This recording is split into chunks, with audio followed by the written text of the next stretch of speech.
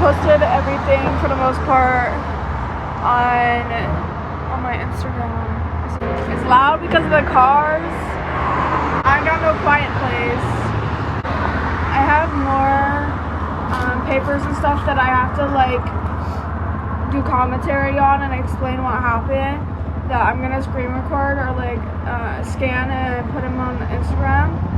I'm putting everything there. I was trying to communicate with the feds, and that's what started that whole feed. I reported it to the Seattle, Idaho, and Miami, and nothing. They never got back to me. I mean, what I found was pretty scary.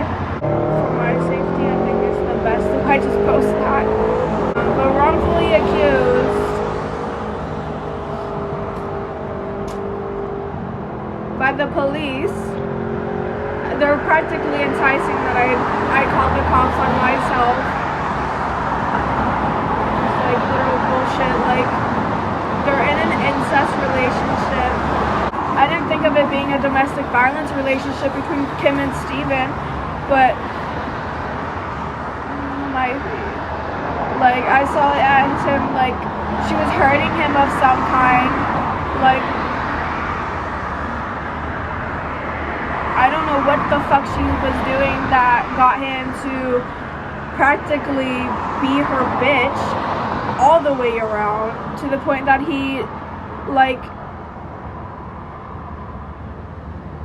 won't even like hang out or really seriously like get involved with the girl that he wants to spend the rest of his life with.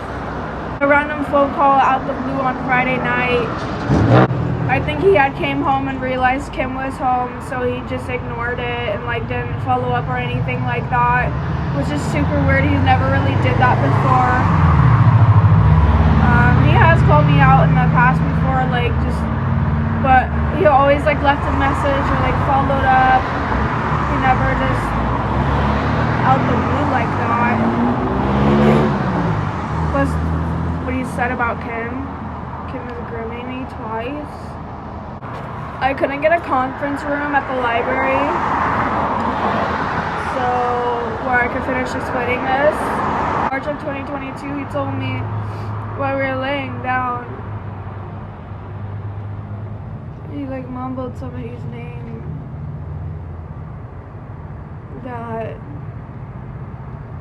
there was a condom. Nope, never again. It started with a K name.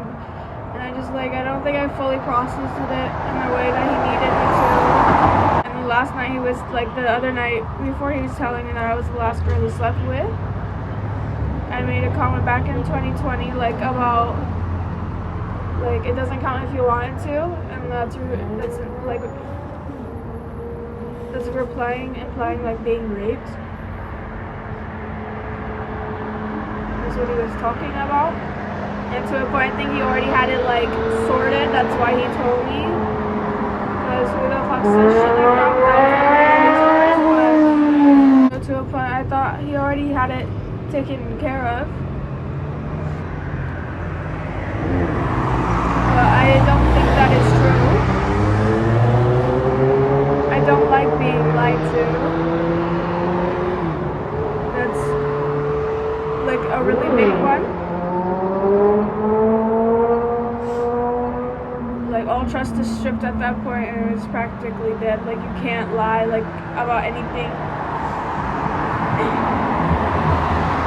I can't. I don't have compassion for people like that, and especially in something of importance.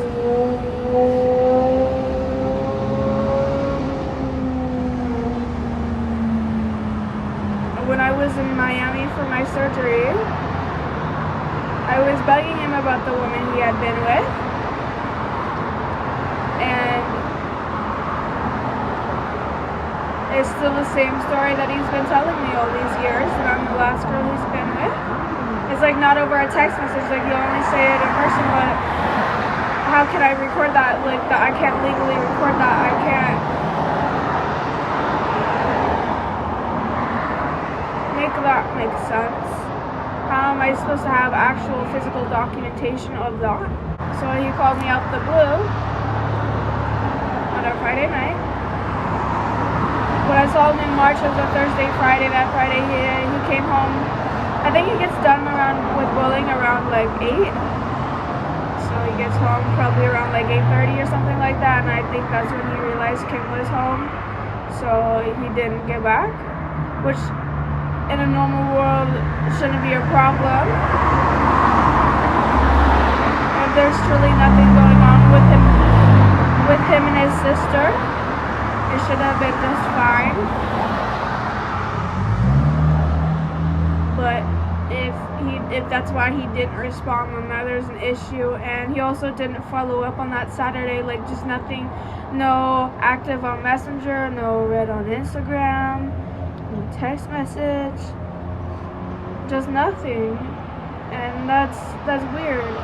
Usually on Facebook Messenger, I always saw his thing turn green, like the dot by his name, and he usually would be like one of the first people to say active on the little lines, but he wasn't online. So I don't know if he did that on purpose, and then that's why he called for like help. So I called the police. I had a feeling to message Kim, so I did, and she didn't respond.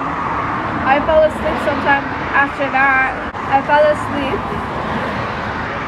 and then like when I was asleep, Steven messaged me that I didn't see until that Sunday morning when I woke up, and he told me, he asked me why I was bugging Kim. And it's like, are you fucking dumb?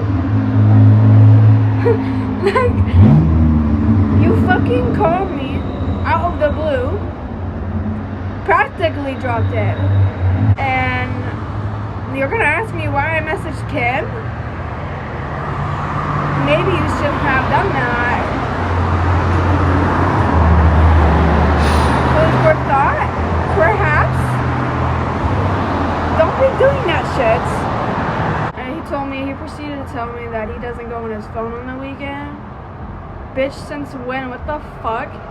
You sit at home. From my understanding, he might go out and do things, but if anything, it's with Kim.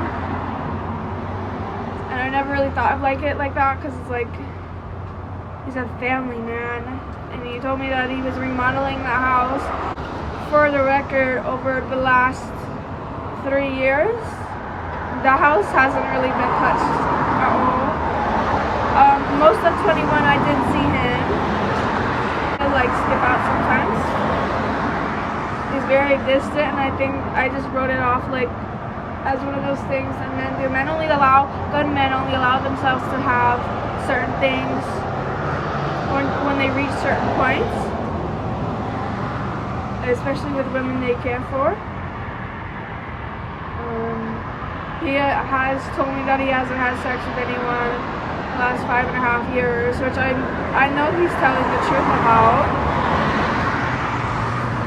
So he did tell me he got head once, but I didn't give him that, so it wasn't a big deal. And it didn't matter. Not that it would have been a big deal, but he's told me like I was like the main girl, and he would tell me if he did. The sex, like vaginal sex, was not one of those things that he did with other women. When you look up grooming, he told me and 20 and then 18 sexual and no financial, and if it's financial, why the fuck did you get yourself on a leash? Because, you have to do paperwork. You have to do paperwork. That's on you. You put your foot down and do something about that. That's a pretty serious thing. I wouldn't have. And if it is sexual, then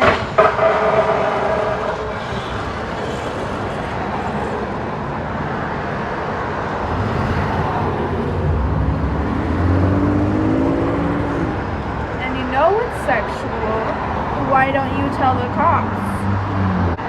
I don't don't know what it is exactly going on between the two of them, but whatever the fuck it is, it's pretty serious and out of my control. And you know, when something like that happens, what do? What do?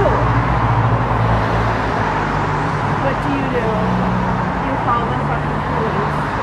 I am so sorry. And the police stood there and made me out to be a psycho bitch. Unfortunately, that's just not how it is. I'm not mentally ill, especially in the way that everyone's making it out to me, or some people, not everyone, but some people. And at most it was depression when I was younger, as I was in an incredibly serious domestic violence relationship with my mother. And why nothing ever came out of that, really, was partially because of other people, but other people kept telling me that mental and emotional abuse is one of the hardest things to prove in the system. So that's what I grew up believing. And now that I've heard somebody call it domestic violence, I have gone down that road, and now there's a court order on the 1st of November for domestic violence against my mother. Which has any sense, it's gonna go through. So I won there. You know, it was that fucking easy if somebody just said more. Usually domestic violence is between couples, but I guess not. The police were thinking when I made that call. I didn't look the cutest, I just got out of a massive surgery. A BBL. I got that, by the way, for a better life. I think that would be the easiest way to sum that up. There's a few more surgeries. I want my eyebrows microbladed, but my nose is also slightly crooked, so I'm gonna get that fixed.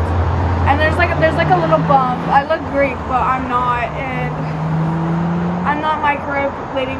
I'm not gonna microblade my eyebrows, but my nose is just also slightly just like slanted. It's cute. It's adorable. I've lived with it my whole life, I think. But if I'm getting my eyebrows microbladed, that shit's not gonna be there. I want veneers. I want to start over. Oh, I still have all my teeth. Everything's fine. I just prefer that, and my little gap in between my teeth that I've created since I was a child. Maybe just a little bit of lip filler. Other than that, I'm pretty solid on the way that I look.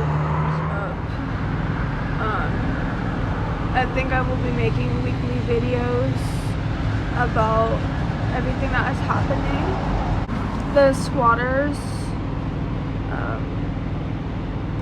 right interaction that I had like earlier this week is going to be up tomorrow. I kind of just picked up where I left off, but there's a lot more explaining to do, but that's a start. I'm in shelters, I kind of just go wherever I can for the time being because of what happened. I did get a job. I got a job during like the day. I applied for a second job at a few different places, and I'm waiting back. So hopefully I get one. I get some. That explains the first initial call and what led up to it, and then I'll explain the job site and the dad's house later.